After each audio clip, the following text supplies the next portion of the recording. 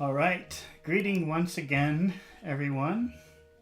Today we are going to be talking about the rhythm of English and the phrasing of sentences or ideas.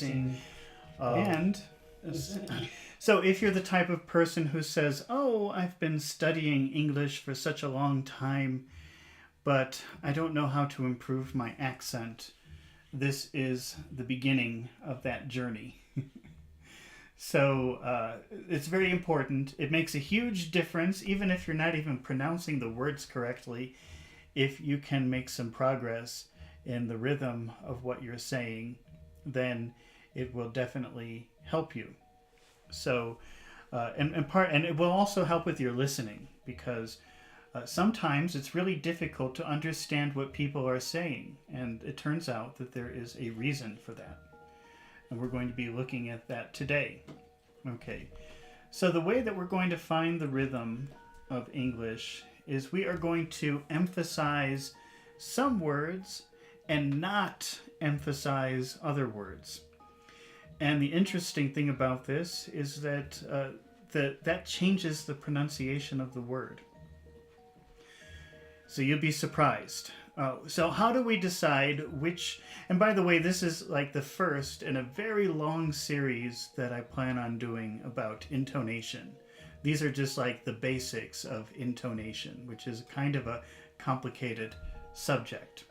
So we're starting very simple.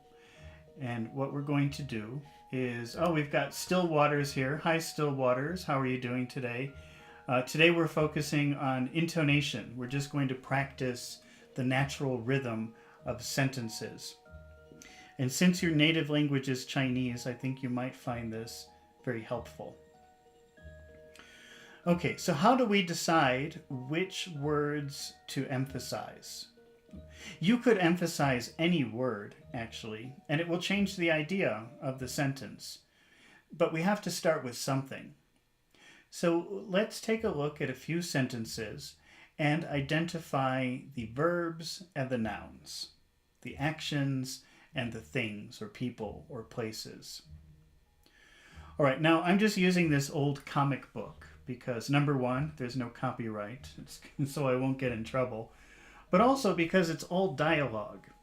So I think that's useful for what we're doing today. So let's just read, and plus we'll probably encounter some very interesting vocabulary. But let's just read, let's see, how about up to the word writer? Okay, so I'm just going to try to read this without any emphasis on any word. So that stupid publisher of mine thinks I'm through as a horror story writer. We're just starting there, up to writer, okay? First of all, to be through means to be finished. So that publisher thinks I'm finished as a writer. I'm through as a writer. That's very common to use to be through to mean to be finished. I'm through with my dinner. I'm finished with my dinner. I'm through studying English. I hate English. I'm finished. I'm not studying it anymore. That's what to be through means. All right, so let's try to identify the verbs and the nouns in that phrase. So publisher is a noun. Mine is a noun, but it's a kind of a pronoun. I don't think that we want to worry about possessive pronouns. So forget about pronouns, just regular nouns. Publisher and writer. And story. Publisher, story, and writer. Okay. So let's read through this again, but this time let's put a lot of power in those words. Okay, so first we have publisher. So that stupid publisher, see, publisher, the accent is on publish. So we're going to put a lot of force on that syllable. That stupid publisher of mine. Okay, now all the words before publisher and the words that follow publisher, we're not going to focus so much on that. So we're going to say it will sound quick, but really we're just not giving a lot of attention to the vowel sounds. So that stupid publisher of mine. Mr. History says hello. Hello, Mr. History. Thank you for watching. All right, so we're putting all the emphasis on publisher. And we're de-emphasizing, so that's stupid. So that stupid publisher of mine. Actually, it sounds like of mine is getting a little bit of emphasis too. So maybe we'll go smaller a little bit near the end. But the beginning is very small. So that's stupid. So that stupid publisher of mine. Thinks I'm through. Thinks I'm finished. As a horror story writer. Okay, as a horror story writer. Actually, story is a noun, but here it's acting as an adjective. The other noun that we want to focus on is writer. Okay, so we'll say, so that stupid publisher of mine thinks I'm through as a horror story writer. So we'll emphasize that word writer. Okay, now let's go back and look at the verbs. Let's think about the verbs here. We've got think and I am. I'm through. I'm through means I'm finished. I think we would put those two words together. So that stupid publisher of mine thinks I'm through. Through, because it's kind of in the middle of an adjective and a verb here. It's part of to be through. It's an adjective, but it's also, well, actually through is it's a preposition. But it's acting like an adjective, to be finished. It's getting complicated. Okay. Also, we want to look at adjectives. Okay, so it's not just a publisher, it's a stupid publisher. That stupid publisher.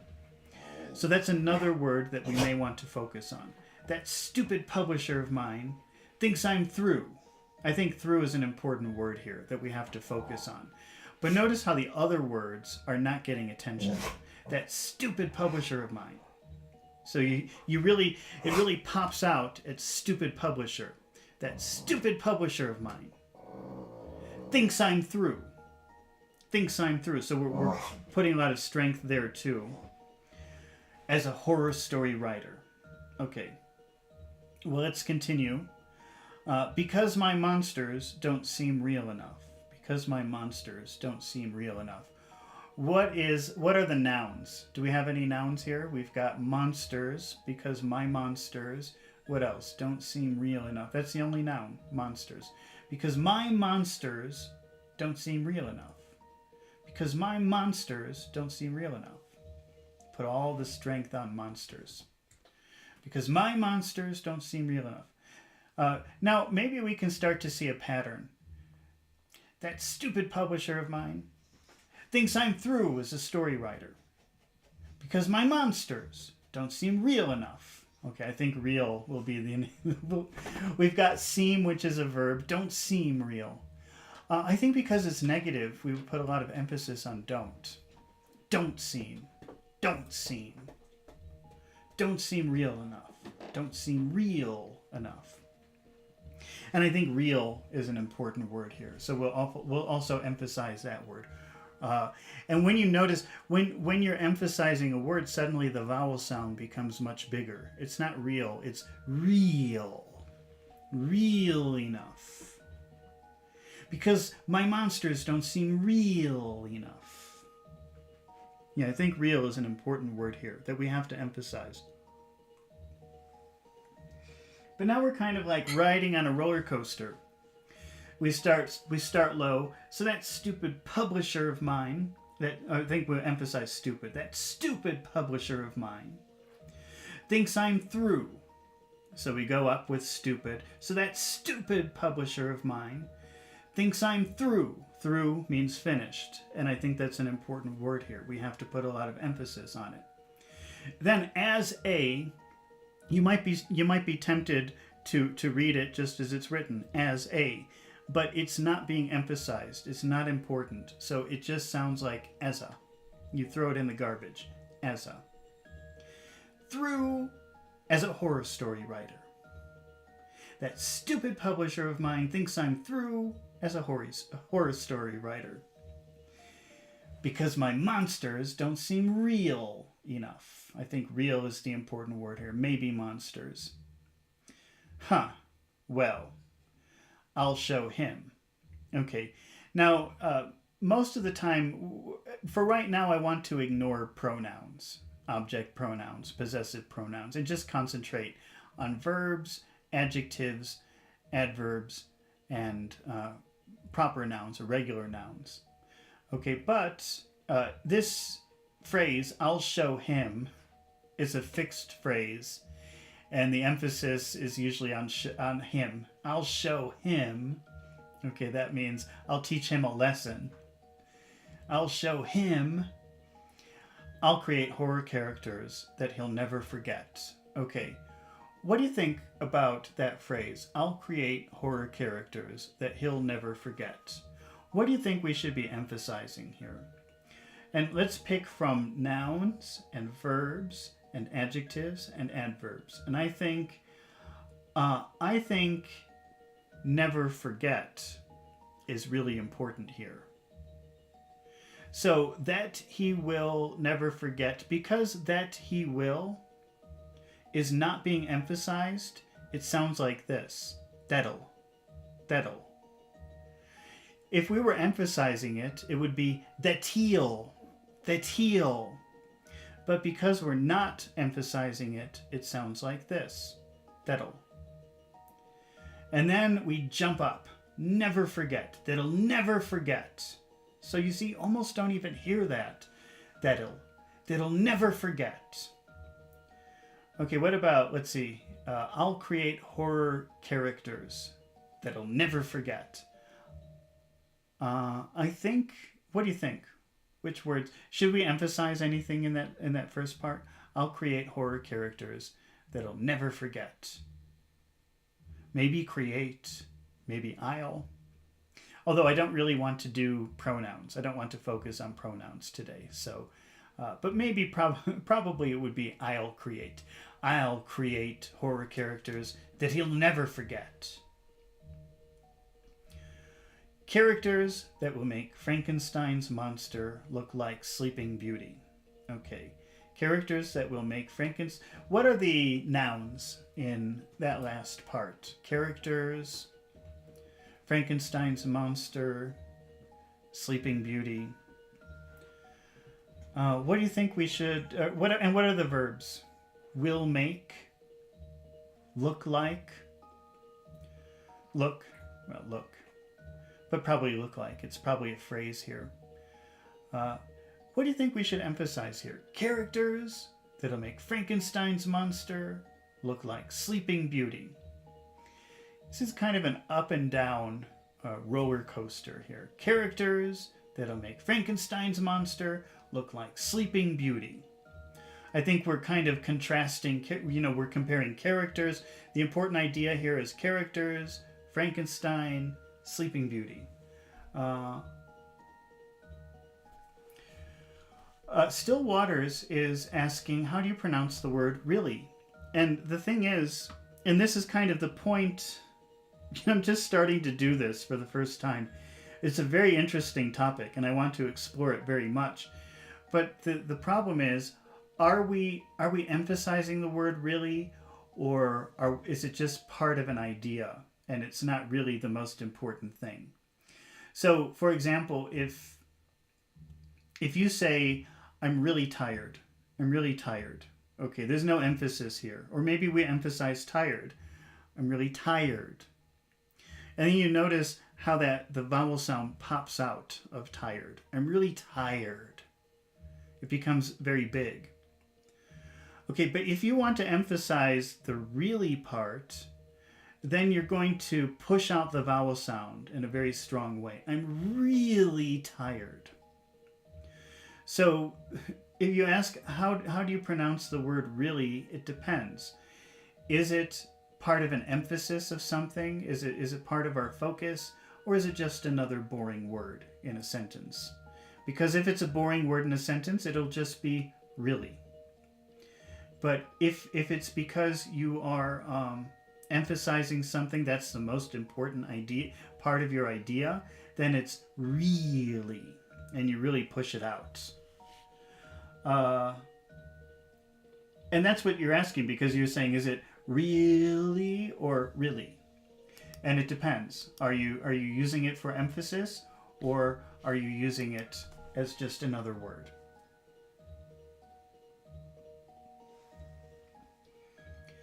And that's the whole point of what we're doing here. Maybe I'm not explaining it very well because this is my first time doing it, but I hope that it gets clearer as we go. Okay, but let's go back and reread this first part of the dialogue, paying close attention to the words that we emphasize and the words that we don't, because we're really going to pronounce the words that we emphasize, and we're not really going to pronounce the words that we don't emphasize. So in the first phrase, that stupid publisher of mine, I think that stupid publisher is the key here. That's the point where we're going to focus. That's going to be our climax. That stupid publisher. And so these first two words, so that, we don't really say it too much. So that stupid publisher of mine thinks I'm through. The next word to focus on probably would be through, which means finished. Thinks I'm finished. That stupid publisher of mine thinks I'm through as a horror writer. As a horror story writer, because my monsters don't seem real enough. Okay, and here real is an important word, so it's going to have that extra sound in it. My monsters don't seem real enough. Huh. Well, I'll show him. I'll create horror characters that he'll never forget. I think never is the most important word in that sentence. And so let's practice and say that he'll never forget. So if you were focusing on that he will, you would pronounce it like that. That he will never forget. But we don't really care about those words, so we throw them in the garbage. That'll never forget. And that's why sometimes it can be very hard to understand what people are saying, because a lot of these words get thrown away. They get thrown in the garbage. Characters that'll make Frankenstein's monster look like Sleeping Beauty. And I think here the idea is characters, Frankenstein's monster, Sleeping Beauty. Those are the... but maybe you could see this pattern. It's kind of a rhythm. If we read the whole thing together without stopping, without explanation, they all kind of keep the same rhythm. So that stupid publisher of mine thinks I'm through as a writer because my monsters don't seem real enough. Huh. Well, I'll show him. I'll create horror characters that I'll never forget. Characters that'll make Frankenstein's monster look like Sleeping Beauty. You can see a sort of even rhythm going up and down, and we want to keep that rhythm. We want to find it, and then we want to keep it. Okay, let's move to the next dialogue. But blast it all, it's still no good. I'm not satisfied with it. This is hack stuff. I can't go on pounding out this trash. Wow, there's a lot of slang in this part. Blast it, you probably won't hear that very much, but maybe if you know like darn it or damn it, it's similar. But I don't think that a lot of people use that phrase anymore, so you probably won't hear it very much, unless you're watching an old movie. So, blast it all is like, damn it all. Now, one thing that we could do is maybe... I don't know if this is a good opportunity to do this. Let's wait. Okay, but so if we look at but blast it all, what do you think is the key word? What is the most important word? You could say blast it all. I don't think most people would say it like that. I think blast is the strong word. That's like damn or darn. Blast it. So blast it all. So the other words don't get much attention. We kind of throw them away, but blast it all. It's just that one special word that gets all the focus. But blast it all.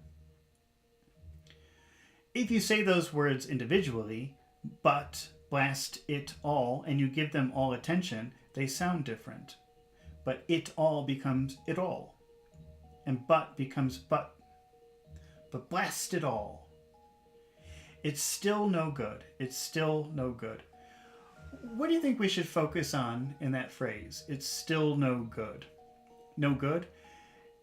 It's still no good. I don't know. I don't think that's where I would put the emphasis. I think I would put the emphasis on the word still, because what that means is he's trying and he can't accomplish it. It seems to be the main point of this phrase. It's still no good. It's still no good. I'm not satisfied with it. What do you think we should emphasize in that phrase? I'm not satisfied with it. Maybe am not. Maybe satisfied. Maybe all three words. I'm not satisfied with it. But what we don't emphasize is with it. It becomes a throwaway phrase at the end. I'm not satisfied with it. You see, don't give it much attention. With it, with it, with it. I'm not satisfied with it.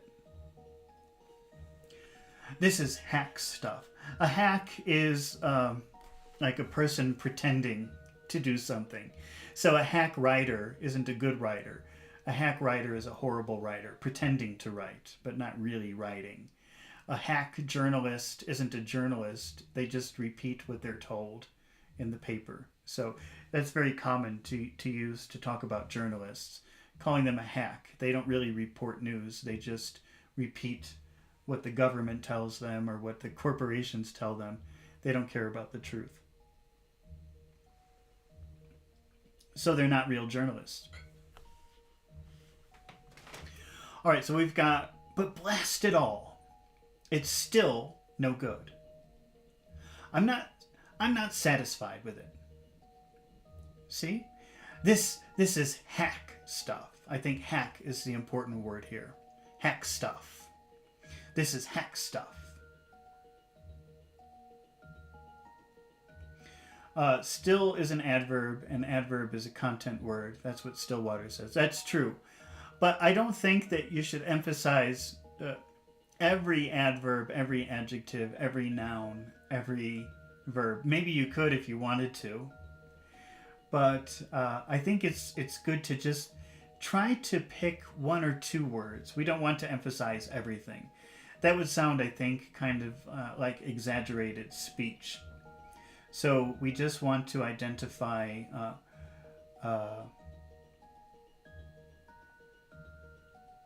the main idea words. So we don't always have to emphasize the adverbs or the adjectives, only if we feel like it's important to the idea or if it's our main idea. I can't go on pounding out this trash. So pounding out here means like making or writing or manufacturing. And trash is garbage. I can't go on. I can't continue. In that phrase, I can't go on. If you're going by rules of books about intonation, and they say, okay, well, identify the verbs and the adverbs and the adjective, and put a lot of force on those, then the way that this phrase would sound, I can't go on. And I think that sounds a little bit too dramatic, So maybe just put the emphasis on can't, because the idea is that the focus of the phrase really is it's not possible. And we get the go on part. It's too much to emphasize all of it. I can't go on. I can't go on. I can't go on pounding out this trash. Okay, let's see if we get a better phrase here in the next part.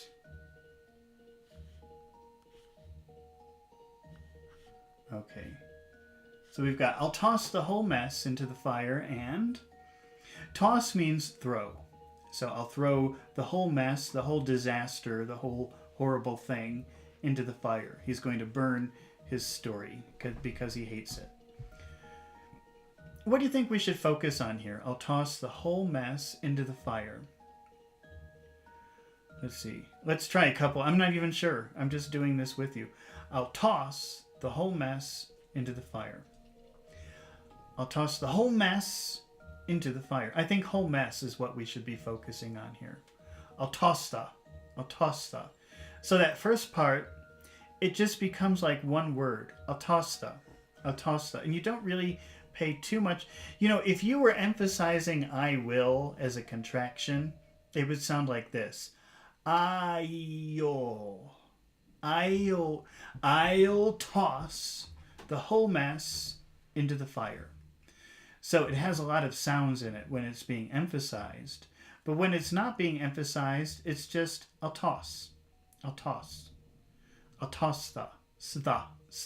I'll toss the whole mess. So we have mess, which is a noun, and then we have whole, which is an adjective. The whole mess. I'll toss the whole mess. And let's see. Well, let's practice that word whole. Let's see.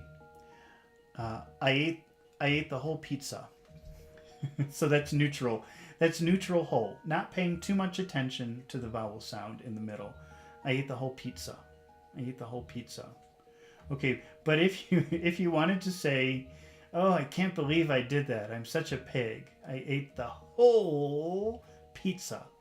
It suddenly becomes a very big sound in the middle. The vowel sound becomes very big. Maybe even some extra sounds are added in there for emphasis. So if he said, I'll toss the whole mess into the fire, the emphasis is on all of the work he did. But if we focus on the word mess, disaster, something like that, then the focus is on I hate it. It's no good. So I think really the key word here is mess. Mess. We'll focus on that word. I'll toss the whole mess. I'll toss the whole mess. But maybe we'll emphasize whole a little also. I'll toss the whole mess into the fire. Into the fire. Into the fire. Into the fire. So into, if you say that word isolated, it sounds like into the, and fire has a couple of sounds in there. Fire. If you're saying it clearly, if you're emphasizing it, it sounds like fire. But not if it's not emphasized, it sounds different. I'll toss the whole mess into the fire. Yeah, it's still there a little bit. Fire. But not so long. I'll toss the whole mess into the fire. So really, we hear whole mess, I'll toss the whole mess into the fire. This is why it's hard sometimes to understand what people are saying, because we throw away the words that are not emphasized. I'll toss the whole mess into the fire. Okay, now let's move on to the next line. We have somebody saying, no, stop, you mustn't do that. That would be murder. Okay, so we have a lot of excitement here. Somebody is panicking. No, stop. You mustn't do that. Okay, so I think because this person is alarmed and they're panicking, we're definitely going to be emphasizing the word no and stop. And that means we're making the vowel sounds very big and long. No, stop. In regular conversation, are you tired? No. You hear how short that is? It's not big. But when you're emphasizing it, suddenly it becomes a very big sound. No. Same thing with stop. I can't stop smoking. Okay, that's just a regular stop. Very short. I can't stop smoking. We're just talking about duration. But if you're emphasizing it, it suddenly becomes a very big, strong sound. No, stop. Okay, now we have the phrase, you mustn't do that. Where should we focus in that phrase? Let's try that. That is a noun, that thing. You mustn't do that. I don't think so. Because if you say you mustn't do that, that means do something else. I don't think this person is suggesting to do something else. I think the focus here is on mustn't do. Mustn't do. Like, don't do that. That's a horrible idea. So let's see. You mustn't do that. You mustn't do that. Yeah, I think that's better. You mustn't do that. You mustn't do that. No, stop. You mustn't do that. It would be murder. It would... What do you think we should emphasize in that last part? It would be murder. It would be murder. It would be murder. It would be murder. I think murder. No, you mustn't do that. It would be murder. Murder. No, stop. You mustn't do that. It would be murder. And, when you're de-emphasizing it would be, if you're not putting emphasis on that, you can use the contraction it'd be murder. It'd be murder. It would be murder. It'd be murder. It'd be murder. So if you don't understand the words, what you hear is no, stop, mustn't, murder. And you can even understand just from focusing on the key words what the idea is. So, but we can fill in those spaces with our little garbage words, you and it'd be. No, stop! You mustn't do that. It'd be murder. Okay, that is the first page. Let's move on to the next page.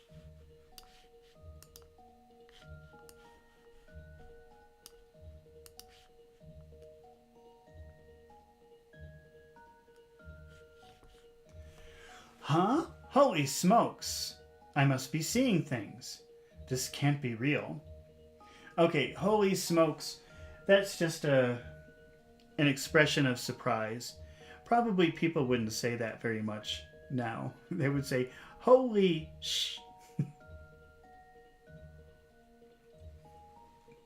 But saying holy smokes is more polite.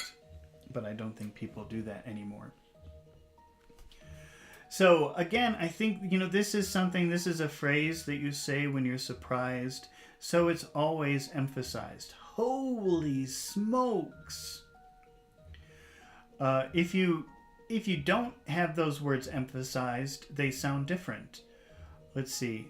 Today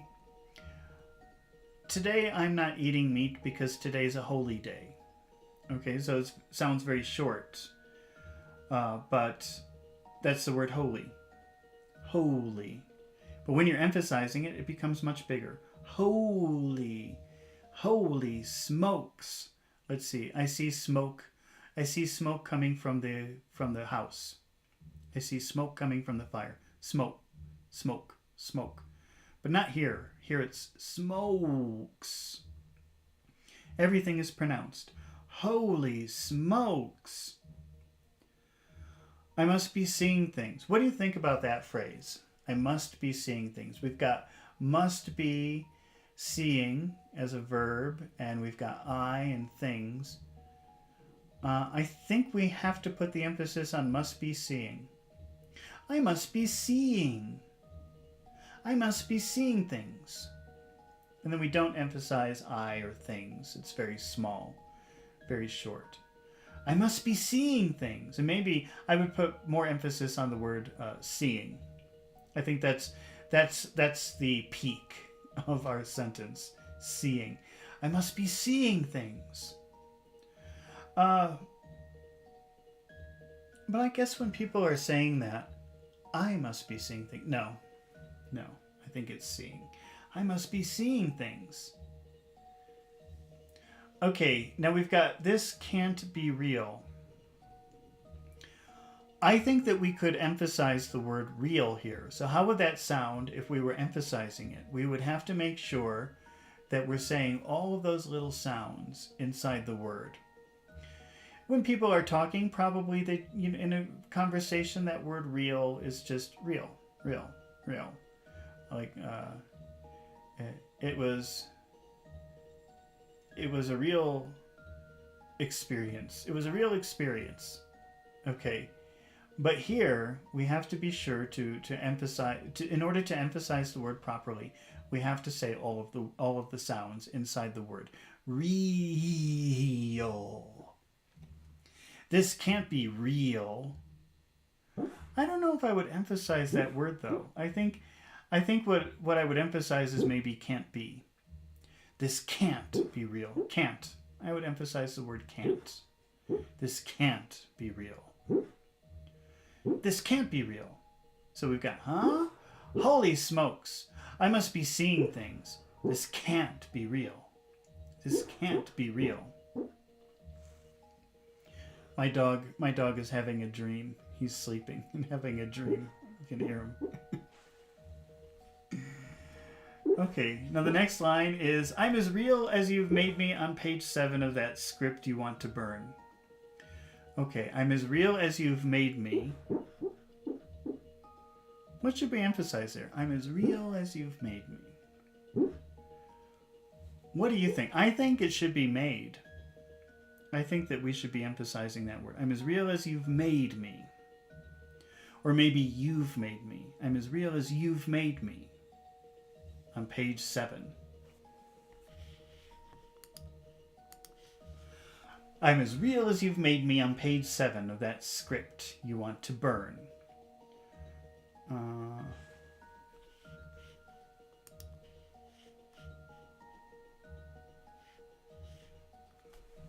Let's see.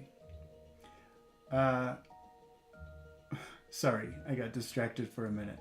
I'm as real as you've made me on page 7 of that script you want to burn. Okay, so what do you think? I'm as real as you made me. I think we could emphasize real and made me. You've made me. So we'll go up on real. I'm as real as you've made me. I'm as real as you've made me.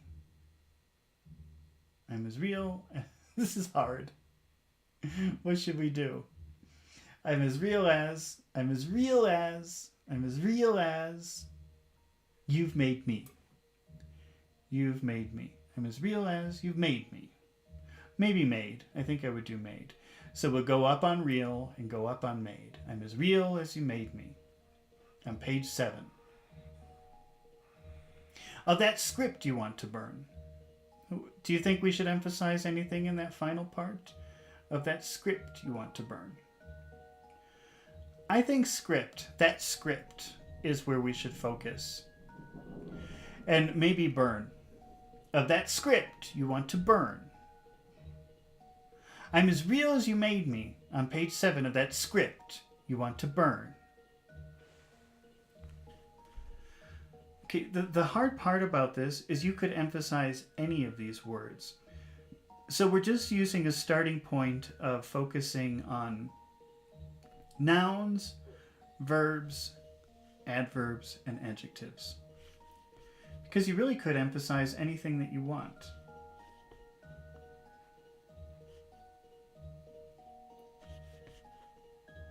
Cripes. Those are all of my horror story characters.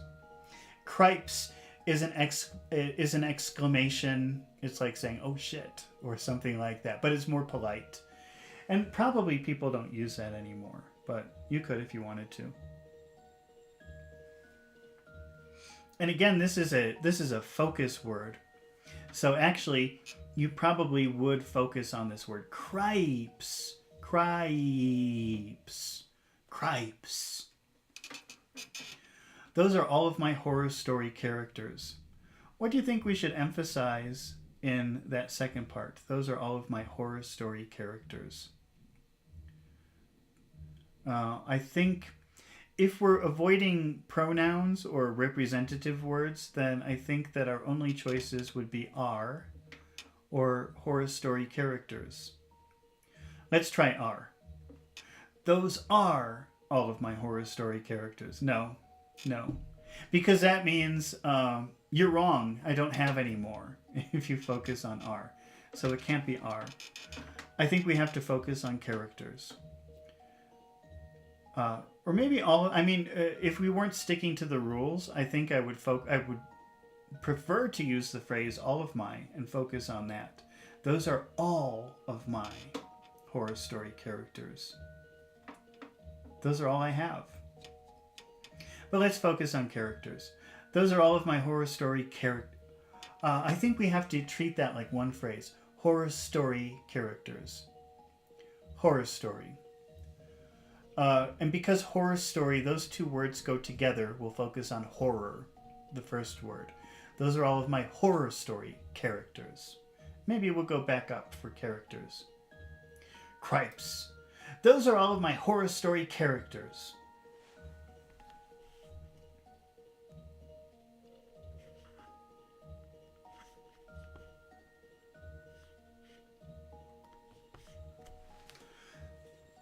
And then we have, and look, there are all the others you've created on the page, on your pages. Let's see. There are all the others you've created on your pages.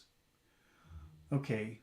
I think because we're starting with and look, that's something to get your attention, so that has to be emphasized.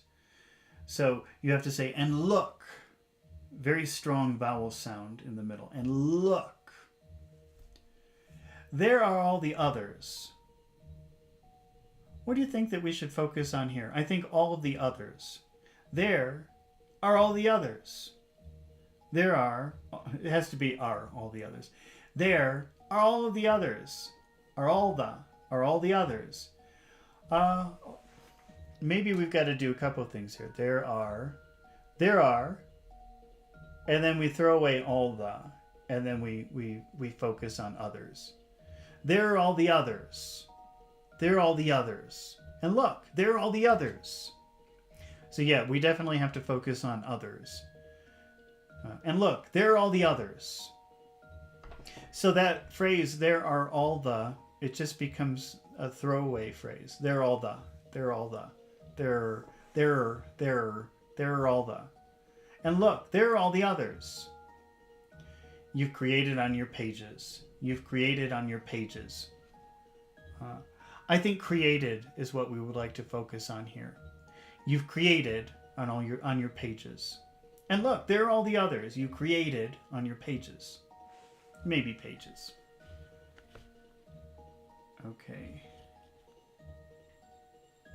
Maybe we should read through this, what we've done so far. Huh? Holy smokes! I must be seeing things. This can't be real. I'm as real as you made me. On page 7 of that script you want to burn. Cripes. All of my horror story characters. And look. There are all the others. See how that just gets thrown away? They're all the others you've created on your pages. Okay. Can you hear the rhythm of it? There is a rhythm here. Going up and down, even time. It's kind of an even time rhythm. Yes, Carl, spawned of your imagination, we are your brain children. We exist because you created us, and if you destroy those pages, you destroy us too. Okay. So let's take a look at this. Yes, Carl, spawned of your imagination. Spawned means like reproduced, like making babies, reproducing. That's spawning, like the children of something. We are the this line kind of means we are the children of your imagination. We are your brain children. You see, they even say it in a different way here. So I think the only two things that we could focus on here would be spawned, which is the verb, and imagination, which is a noun. So yes, Carl, spawned of your imagination. Spawned of your imagination. We could focus on both if we want. I think I would focus on spawn here. So the other words we throw away. Yes, Carl. Spawned of your imagination. The highlight of that phrase is spawned. And we throw everything else away in the garbage. Yes, Carl, spawned of your imagination. We are your brain children. We are your brain children. What do you think we should emphasize in that phrase? We are your brain children. Maybe brain children. Brain, when you have these set phrases, and maybe you don't know this, but brainchild is a phrase, a set phrase, which means like an invention. The light bulb was the brainchild of Thomas Edison. That means the light bulb was the invention of Thomas Edison. And when you have a phrase like that, you always put the emphasis on the first word. So you say brainchild, brainchild. So this is brain children, brain children, brain children. We are your brain children. So if we want to emphasize brain children, we will focus on the word brain. So we are your becomes throw away. We throw it in the garbage. We're your brain children. We're your brain children. So really the only thing we're pronouncing very clearly is the word brain. We're your brain children. Yes, Carl. Spawned of your imagination. We're your brain children. Maybe your. I like focusing on your too. Your brain children. We're your brain children. Let's try that again. Yes, but I'm going to focus with your and brain. Yes, Carl. Spawned of your imagination. We're your brain children. We exist because you created us. Okay, what do you think we should focus on here? We can focus on the verbs, exist and created. Those are really our only options because everything else is a pronoun and we're not really, you can focus on any word that you want. But right now we're just trying to keep it to the basics and focusing on nouns, not pronouns, but nouns, verbs, adverbs, and adjectives. So if we're following those rules, the only thing that we can focus on is exist and created. Let's try that. Let's focus on exist and created. So we're really going to push hard on the I in exist and push hard on the EA of created. We exist because you created us. That sounds okay. We exist because you created us. Really pushing hard and throwing away the other words. Do you know that word because in the middle of a phrase just usually sounds like cause. We don't even say much of the word. We exist because you created us. That would be very normal to say it like that. But let's say the whole thing. Because. We exist because you created us. Let's read from the beginning and try to notice how we go up and down, up and down, up and down, just punching out the words that we want to focus on and keeping everything else that's in between those words, giving it like equal attention. Yes, Carl, spawned of your imagination. We are your brain children. We exist because you created us. You notice how the little valleys in between the emphasized words are almost the same. They get the same time, the same treatment. And if you destroy those pages, you destroy us too. All right, so if we look at this next line, if you destroy those pages, we have a verb, destroy. We have the noun pages or those pages. Maybe we could focus on everything at the end. Destroy those pages. So we won't. I have a rainstorm happening. I don't know if you can hear that thunder. So I'm reading a scary story, and I've got a rainstorm in the background with thunder. So maybe we could emphasize destroy those pages, and throw away and if you. And if you destroy those pages, I think actually that's just focusing on destroy. And those pages, we start to throw it away near the end. And if you destroy those pages, Let's read from the beginning. Yes, Carl. Spawned of your imagination, we are your brain children. We exist because you created us. Oh, wait, that was emphasizing you. We exist because you created us. We exist because you created us. And if you destroy those pages, you destroy us too. Yeah, I think that actually works out well, because we could focus on destroy twice. And if you destroy those pages, you destroy us too. That makes sense. Okay. Let's see. Let's read the next line. Either I'm going batty, or I've hit perfection in my writing. I've learned how to create real characters. Okay. Going batty. Batty is another word for crazy. It's kind of an impolite way of saying crazy. So if you call someone batty, you're saying they're crazy. And it's in a pretty insulting way. You're batty. So be careful with that. But it means, so either I'm going crazy, either I'm going batty, or I've hit perfection in my writing. What do you think that we should emphasize in that phrase? I think that what we probably should do is emphasize batty and hit perfection. So either I'm going batty or I've hit perfection. So I think we should emphasize batty and perfection in this. And everything else we just sort of throw away into the garbage. Either I'm going batty, and that's really the word that we pronounce very clearly. Either I'm going batty or I've hit perfection. Up, down, up, down. Either I'm going batty or I've hit perfection in my writing. I've learned how to create real characters. What do you think we should emphasize in that last part? We've got the verb, learned how to. I've learned how to create real characters. That doesn't sound right. I've learned how to create real characters. I've learned how to create real characters. Oh, I like that last one. I think that's what we should do. I've learned how to create real characters. Real. I think we should focus on real. Real. Real. I've learned how to create real characters. Let's see. Let's read that from the beginning. Either I'm going batty or I've hit perfection.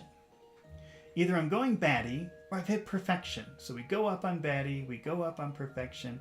Everything else we throw in the garbage. Either I'm going batty, maybe going too. Either I'm going batty, maybe going and batty together. Either I'm going batty, that means going crazy, or I've hit perfection. Why don't we include the verbs in that? Either I'm going batty or I've hit perfection in my writing. I've learned how to create real characters.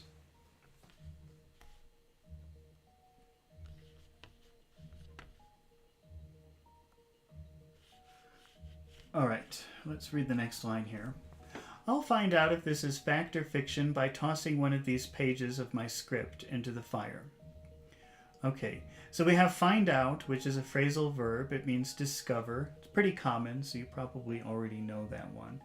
I'll discover I'll learn if this is fact or fiction by tossing one of these pages into the fire.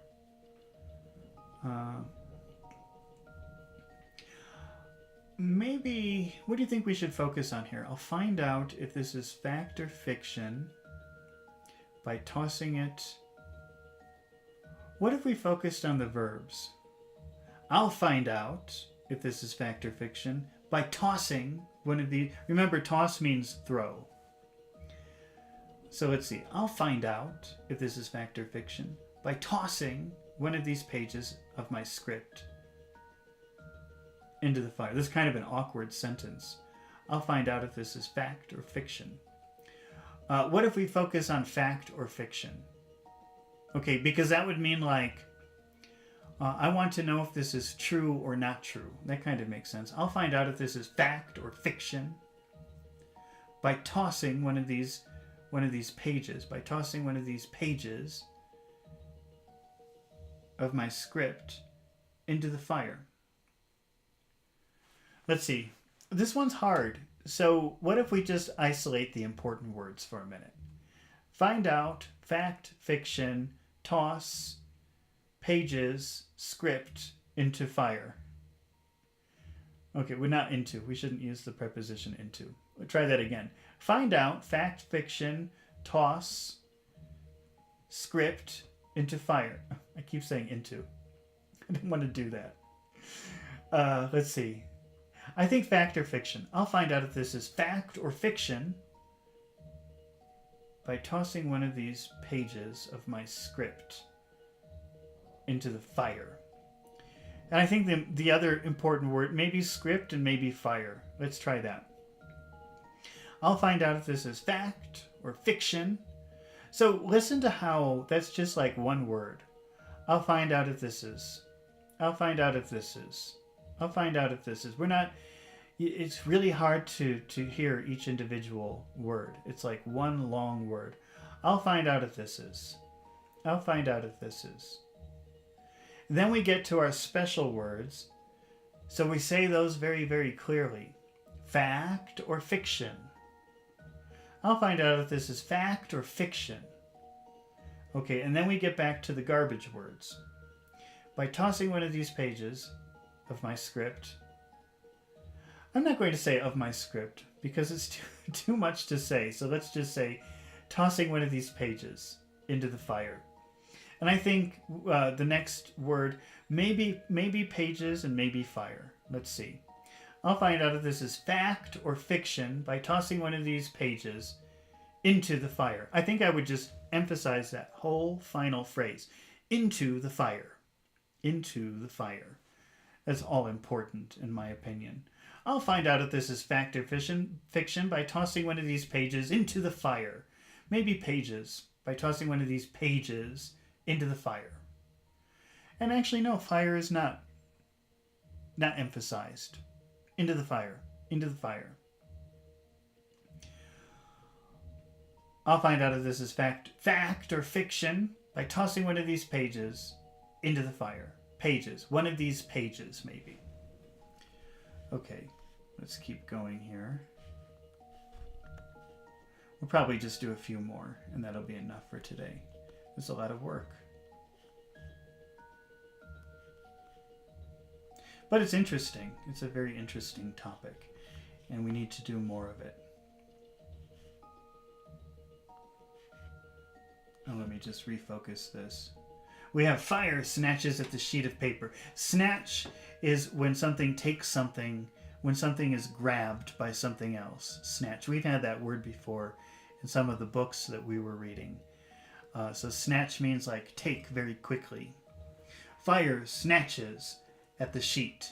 So if something is snatching at something, you can picture a hand doing this. So you can picture the fire going towards the sheet like that.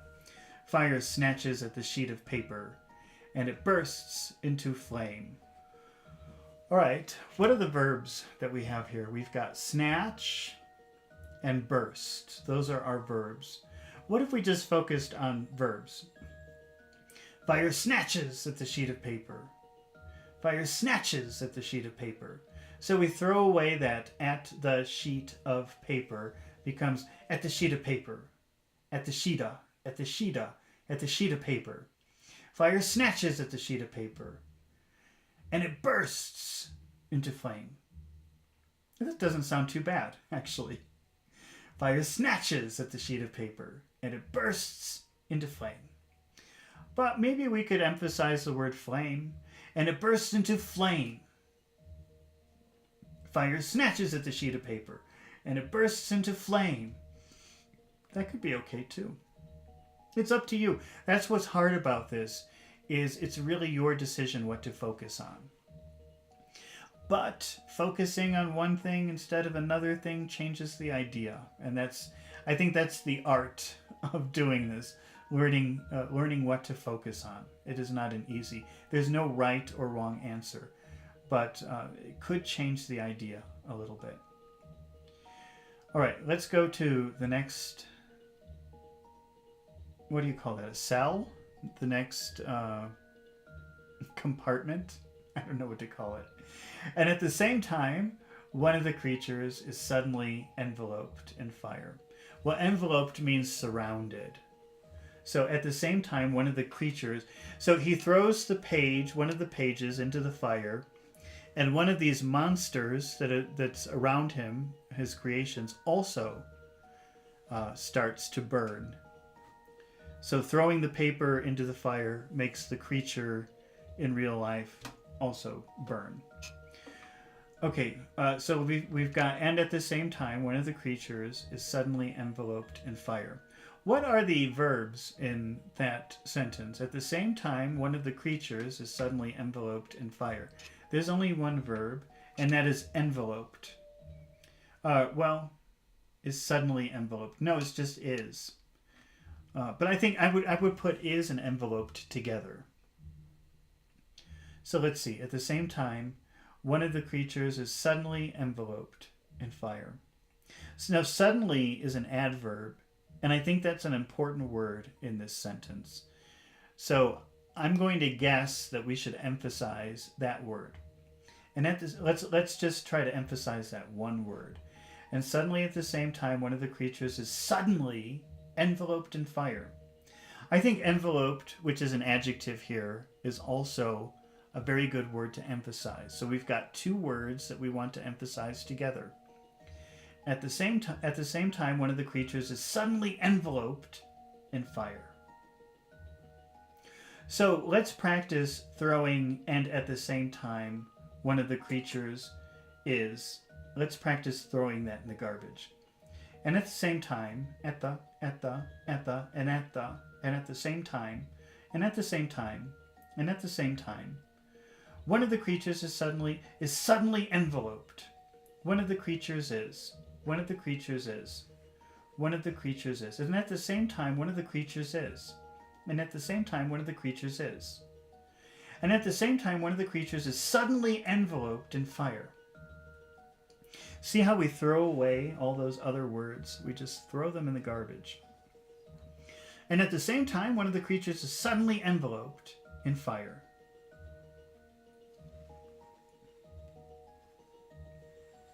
So this is something really, it will help you sound more natural, but it will also help you to start to understand people when you're talking to them in your daily life.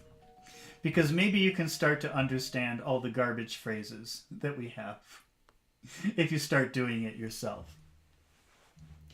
His blood boiling. When your blood is boiling, that means you're very angry. And that's a very common phrase. My blood is boiling means I'm extremely angry. His blood boiling, screams, stab through the room as he burns like a torch. But here, it's literal. His blood literally is boiling because he's on fire. So I don't know if they did that on purpose. But, so we've got his blood boiling. Oh, blood boiling screams. His blood boiling screams stab through the room as he burns like a torch. Okay. What are the verbs in that sentence? His blood boiling screams stab through the air. Stab.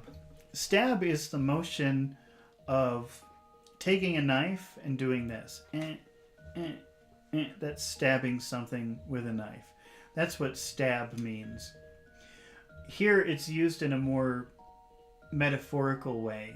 His blood-boiling screams stab through the air. So his screams are like a knife punching in the air. Or stab through the room as he burns. So his screams are stabbing the room. Okay, so his blood-boiling screams stab through the room as he burns like a torch. Oh, we also have burn as another verb. Let's just emphasize those words and see how it sounds. His blood-boiling screams stab through the air. Why do I keep saying air? Let me start over. His blood-boiling screams stab through the room as he burns like a torch. That's pretty good.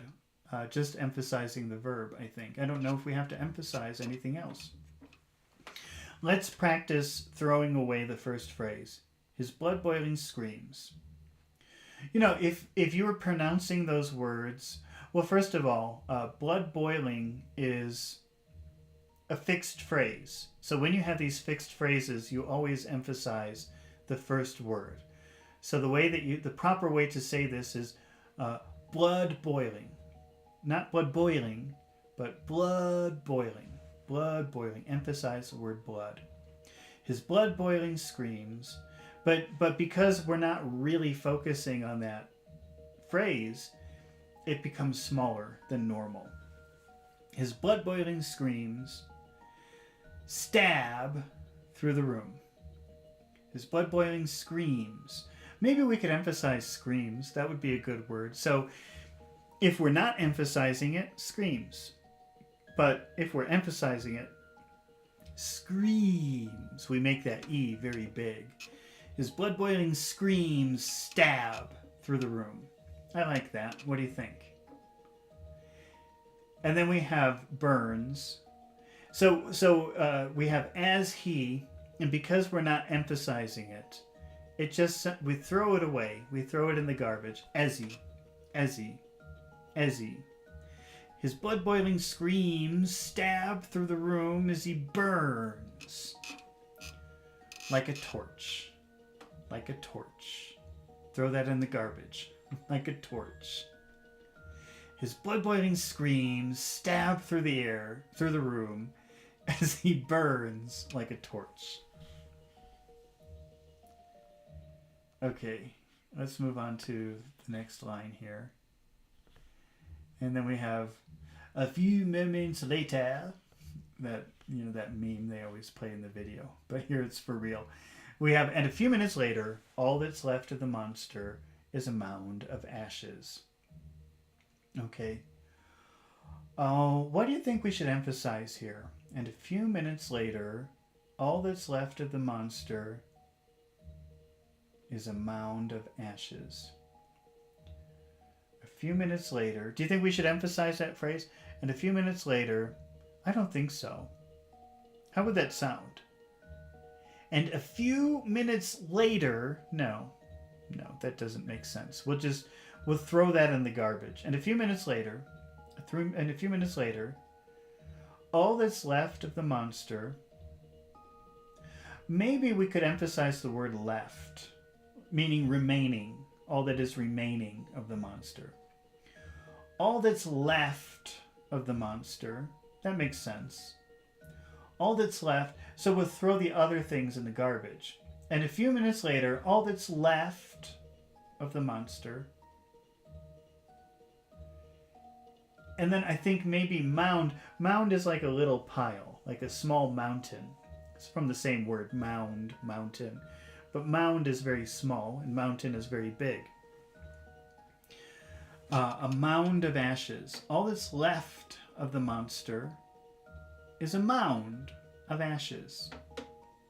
Or maybe mound of ashes. Mound of ashes. All that's left of the monster is a mound of ashes. So I think that the best things to emphasize here would be left, meaning remaining, and mound. So let's practice throwing the other words in the garbage. And a few minutes later, all that's left of the monster is a mound of ashes. But you could emphasize ashes too, if you wanted to, is a mound of ashes. That sounds a little bit angry, if you say it like that, though, to be honest.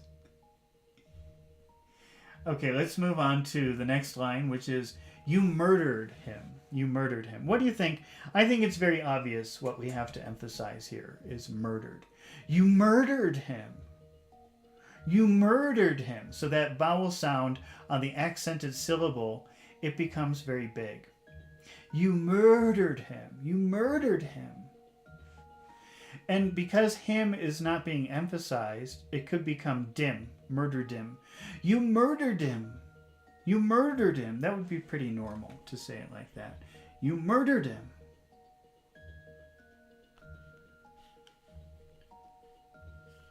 Okay. Well, I don't know about you, but I think this is fun. Maybe you think this is boring, but maybe I'm weird, but I think it's fun. Let's see.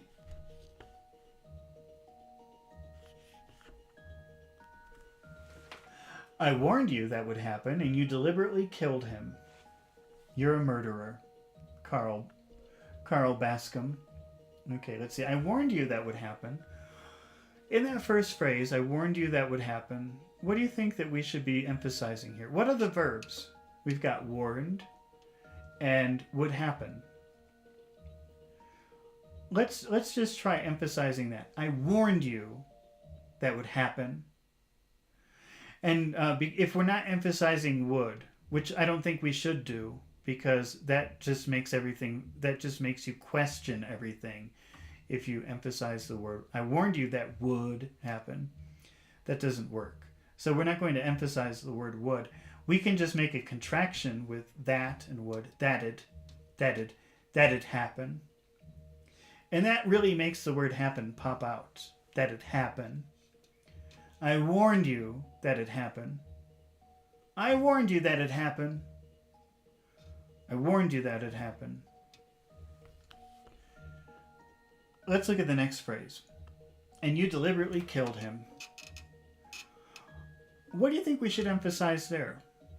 The verb, and you deliberately killed him. Maybe. What about deliberate? Deliberate. That means intentionally. You wanted to do it. That was your purpose. That's a pretty long word. Deliberately is deliberately. That's 5 syllables. Where's the accent on that word? Deliberately. It's lib. So this is what, if we wanted to focus on intentional, you did it intentionally, you did it on purpose, we'll put all of our energy in the syllable lib. And you deliberately killed him. Okay? That sounds very angry. So maybe that's what we want. And you deliberately killed him. What if we emphasize kill? And you deliberately killed him. Okay? So let's just look at the difference. If you say you deliberately killed him, that means I think you're horrible. You did that on purpose. Shame on you. But if you say, and you deliberately killed him, the emphasis is on murder. I can't believe you did that. You made someone lose their life. I like deliberately. At first I thought it would be killed, but now that I'm thinking about it, I think deliberately is better. And you deliberately killed him. I'm so angry you did that on purpose. You didn't have to do that. That's how it sounds when you focus on the word deliberately. And because we're not emphasizing the word him, it blends into the word killed. It sounds like this. Killed him. Killed him. Killed him. You deliberately killed him. You deliberately killed him. So, and you and killed him, we throw that in the garbage. And you deliberately killed him. I warned you that would happen, and you deliberately killed him. You are a murderer, Carl Bascom. What is the verb in that sentence? You are a murderer. Are. Let's emphasize that. I don't think that's the right answer, but let's take a look. You are a murderer. That sounds like you're... maybe you deny it, but I say it's true. That's how it sounds. I don't think that's what we want. I think maybe what we want to focus on is murderer. Murderer. Where's the accent? Murderer. First syllable accent. So that's where we'll put all the energy. Yura. We'll throw that U-R-A into the garbage. Yura. If you were pronouncing your A very slowly, very clearly, if you were emphasizing it, it would be Yura. But because we're throwing it in the garbage, it's Yura. You're a murderer. You're a murderer, Carl Bascom. You're a murderer, Carl Bascom. Okay, let's try to read the whole thing. So, in the first line, we'll emphasize warn and happen. I warned you that would happen, and that would, we could make it that'd. I warned you that it'd happen. Just throw it in the garbage. Who cares about it? I warned you that it'd happen, and you deliberately killed him. You're a murderer, Carl Bascom. Yeah, that sounds right. Okay, let's look at the next line. But I thought this was just a dream, a nightmare. Okay. What is the verb in this line? But I thought that was just a dream, a nightmare. Just thought. Thought is the verb. What if we emphasize thought? But I thought. Oh, no, wait. I'm sorry. But I thought. But I thought this was just a dream, a nightmare.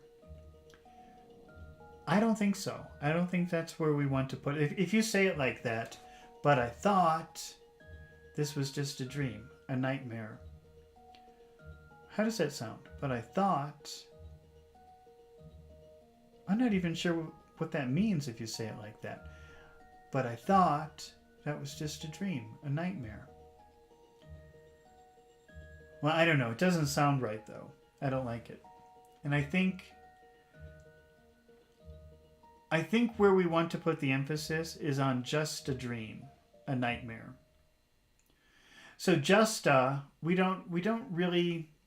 Actually, maybe we could put the emphasis there. I thought it was just a dream. Actually, that sounds good. Because by placing the emphasis on just, it sounds like I really didn't think that it was real. Let's try that in something different. Let's see. Oh, let's have pizza for dinner. No, it's too expensive. It's just $10. Like, come on.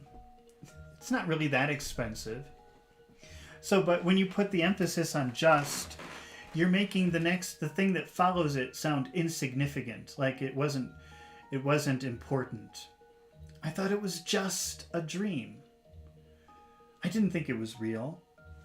Yeah, I think that's a good place to put to put the emphasis on just. But I thought this was just a dream. I think that's the right way to do it. There is no right way. You can put the emphasis wherever you like. But I'm just thinking about how a typical person would say it. And I think they would put the emphasis on just because it makes the next thing seem like very insignificant. It's just $10. Like that. Like, come on. It's not that much. Only a little bit. Something like that. Insignificant. Doesn't matter. Alright, so what we want to do is we want to make this very big in the middle. Just. In order to do that, I think you have to imagine that there's an H after the U. Because that really makes you stretch out the It's just, and because we have the word a after, it's justa.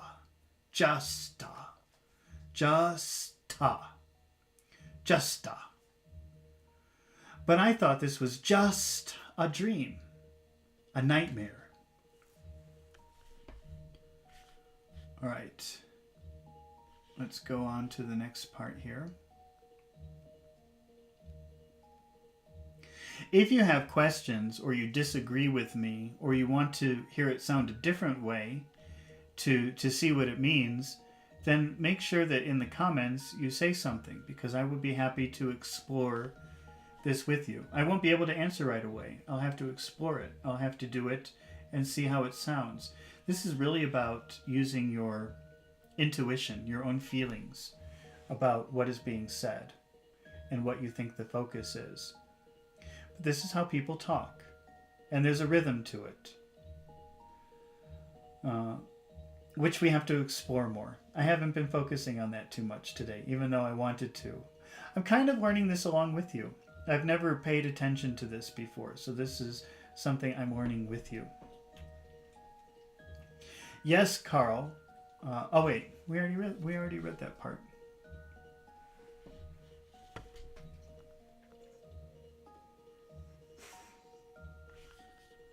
Uh-oh, I've become lost. Oh, here we go. Frame, that's what these are called. These are frames. I couldn't think of the word earlier. Okay.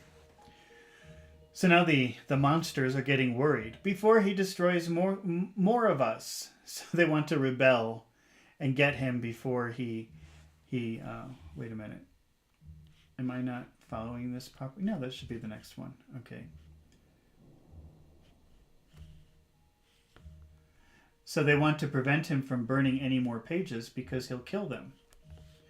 All right, so we have seize him. Seize means take him away, attack him, prevent him from moving. That's seize. So I think very obviously this is a command. We have to focus on that word seize. So we're going to have to stretch out that E quite a bit. Seize him. And because him is not really being emphasized, it could just be seize him. Seize him. But I think here I would say him. Seize him. That's a phrase that you see in movies and things like that all the time. Usually it's pronounced, the whole word, him. And now we have this other phrase, before he destroys more of us. What is the verb in that phrase? Before he destroys more of us. Destroys. Let's focus on that. See how that works. Before he destroys more of us. I don't like that. Actually, what I think, because we don't have very many other options, but I think we should be focusing on before. Let's try that. Before he destroys more of us. Maybe before and destroy together. Maybe those two. We should focus on those two. Before he destroys more of us. I think that's better. Seize him before he destroys more of us. Before he destroys. Before he... We throw away he. We don't need it. Before he. Seize him before he destroys more of us. More of us. Before he destroys more of us.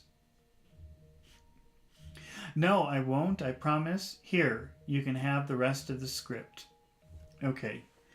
I think the first part is all emphasized because it's a promise. No, I won't. No, I won't. It's very strong because he's making a promise. No, I won't.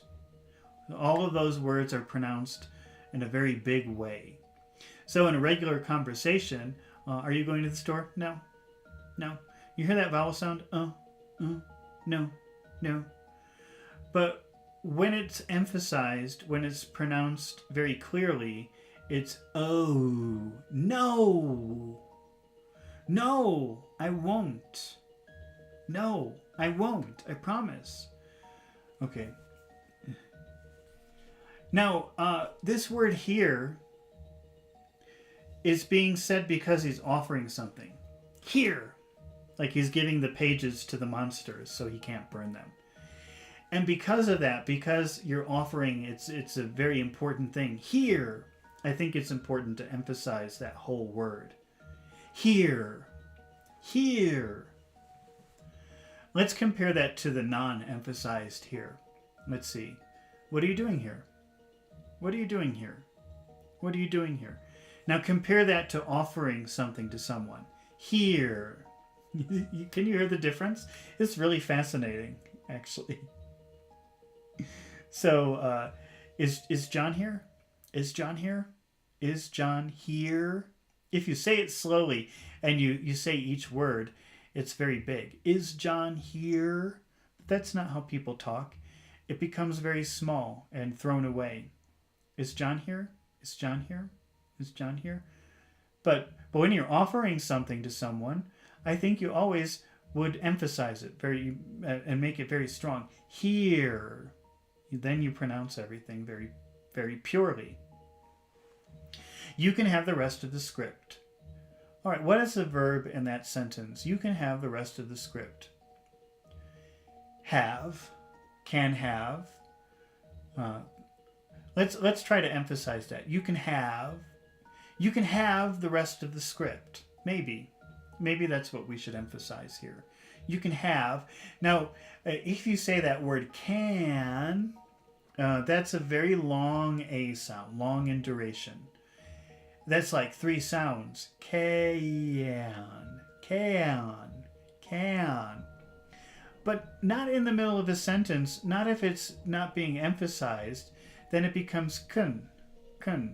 You can. You can have. You can have. You have to learn, especially for listening. I mean, maybe you feel too uncomfortable to try to talk like this in public. I could imagine that it might be a little bit difficult to do, but it is really important for learning to understand what people are communicating to you, because nobody will say you can have. They'll say you can have. You can have the rest of the script. They throw these little words away and they just focus on one or two words. Here, have. The rest of the. Maybe we could emphasize script. Here, you can have the rest of the script. I think actually I would actually emphasize rest. I think that's important here, the word rest. So let's practice using rest in a throwaway sentence. I need to rest. I need to rest before next weekend. I need to rest before tomorrow. I need to rest before tomorrow. Rest. I need to rest before tomorrow. Now let's practice emphasizing the word. You can have the rest. It becomes much longer, much bigger. You can have the rest of the script. Here, you can have the rest of the script. The rest. Maybe we don't emphasize have. Here, you can have the rest of the script. Maybe we don't have to emphasize have. But rest, we should. Here, you can have the rest of the script. I think that sounds pretty good. No, I won't. I promise. Here, you can have the rest of the script. All right.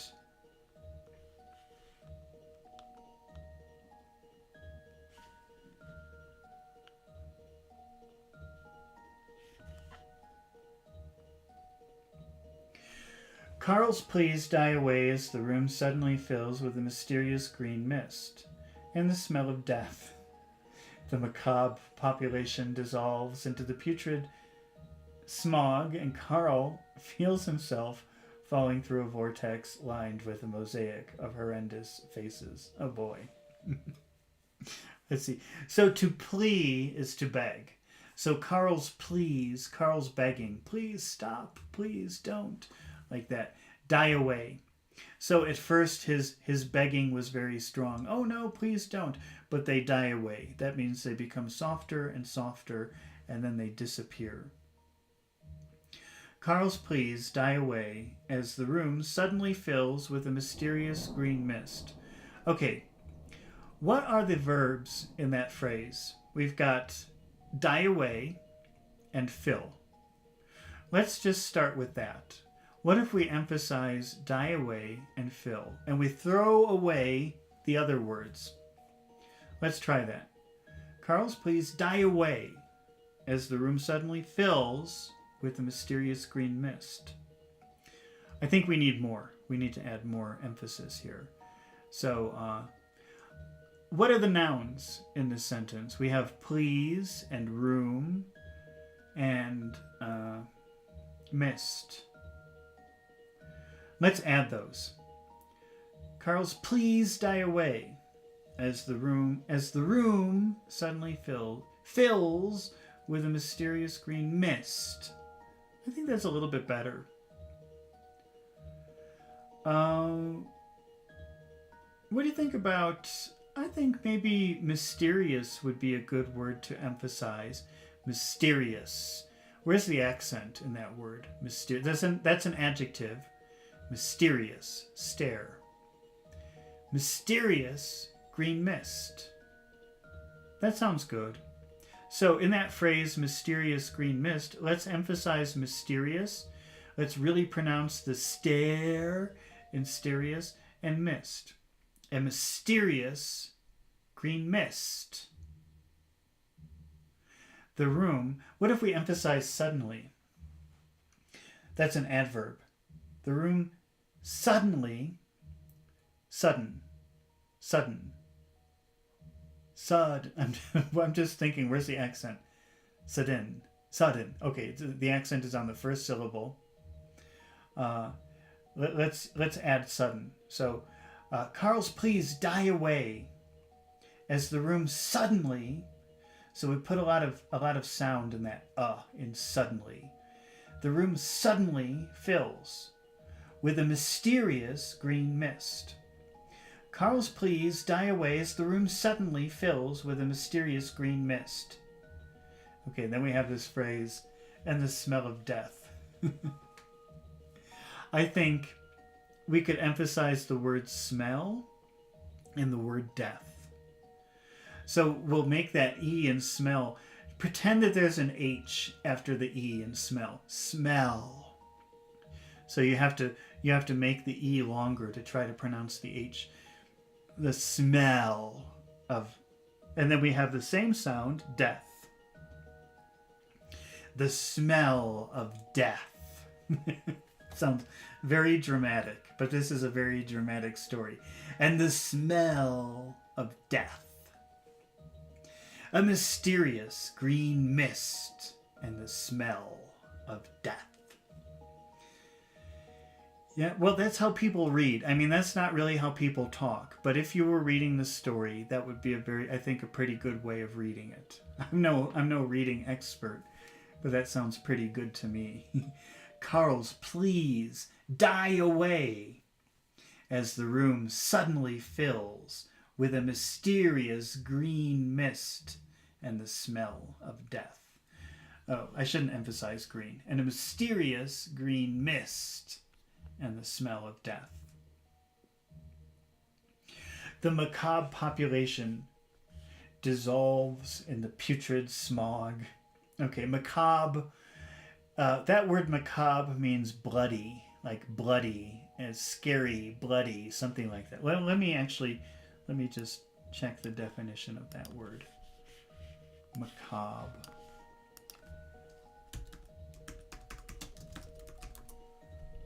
Disturbing, horrifying because of involvement or depiction of death or injury. Yeah. So when you see macabre, you think about blood or violence or something like that. So we have the macabre population. His monsters that he created, they're scary monsters. The macabre population dissolves into the putrid. Putrid means disgusting. And smog is like smoke, let's say. So the putrid smoke, the disgusting smoke, the putrid smog. The macabre population dissolves. Oh wait, I shouldn't be emphasizing words. Let me try to read this in a very monotone way. The macabre population dissolves and it dissolves in the putrid smog. Okay. What is the verb in that sentence? It's dissolve, which kind of means like two things becoming one. So, for example, if you put powder into water, maybe you're making Kool-Aid or some kind of drink mix, you put the powder into the water and you mix it, the powder dissolves into the water. The water and the powder become one thing. So the population dissolving into the smoke means that the creatures that he created become one with the smoke. The smoke becomes them, they become the smoke. All right, so what if we just emphasize the verb dissolve? The macabre population dissolves into the putrid smog. Well, that doesn't sound too bad. So we have dissolve, and let's see, where's the accent on dissolve? Dissolve. It's on the second syllable. So if we want to emphasize that word, we're going to make the vowel sound very big. The macabre population dissolves into the putrid smog. Obviously, I'm exaggerating for you. But that's what we have to do. We have to exaggerate it first. Until you become more comfortable with it, and then you don't have to exaggerate anymore. So the macabre population dissolves into the putrid smog. I think these words, these adjectives, macabre, which means bloody, scary, violent, ugly. And putrid, which means disgusting. Those might be good words to focus on. The macabre population dissolves into the putrid smog. I like that. It's very dramatic sounding, though. The macabre population dissolves into the... But the thing to notice is how the words that are not emphasized get thrown away. That's really, I think, the important thing. The macabre population dissolves in the putrid smog. So we peak and we pronounce those special words very clearly, and the other words we throw in the garbage. The macabre population dissolves into the putrid smog. See, and that's why when you're listening to people talk, you pick out some words, and then there are all these strings of phrases you don't understand, because you have to get used to throwing these words in the garbage and just focusing on the special words. And that's kind of the point of what we're doing here today. But I think I'm getting a little bit tired, and I want to read chapter 22 of David Copperfield later tonight, so I have to take a little break. And I'll probably be back in about three hours or so to read a chapter of a book and talk about vocabulary. And I think that an hour and a half of rhythm and intonation practice is enough for one day. So I think we'll have to finish here for today. And I thank everybody for watching. And what do you think about this kind of exercise? Do you find it useful? I think it's very fascinating and interesting and extremely helpful, because I've actually been practicing this recently with some of my students, and I've been amazed at how much more natural they sound. I know it sounds weird what we're doing, and we're exaggerating quite a bit, but it's very impressive to see the difference before and after focusing on some words, finding something to focus on and using that as like a focus point in your phrase or sentence. It makes a huge difference. And this is just the beginning. The first part of this is just getting used to the idea of focusing on some words and not focusing on other words. But later, we can add tones to them, high tones and low tones and wavy tones, and which native speakers do when they're talking. But the first thing that we have to get down is, what do we focus on? And after we get used to focusing on some words, and then we can start adding some pitches and tones to those focus words. And hopefully after, I think this is going to take a while. This is a pretty complicated subject. But eventually I think that it's going to be something very special. That's my hope anyway. Well, anyway, thank you for watching, and I'll see you hopefully later tonight. Come and watch when I read chapter 22 of David Copperfield, if you like developing your vocabulary. We won't be talking about tones or rhythm, I don't think. All right, well, thank you for watching, and I'll see you later. Goodbye.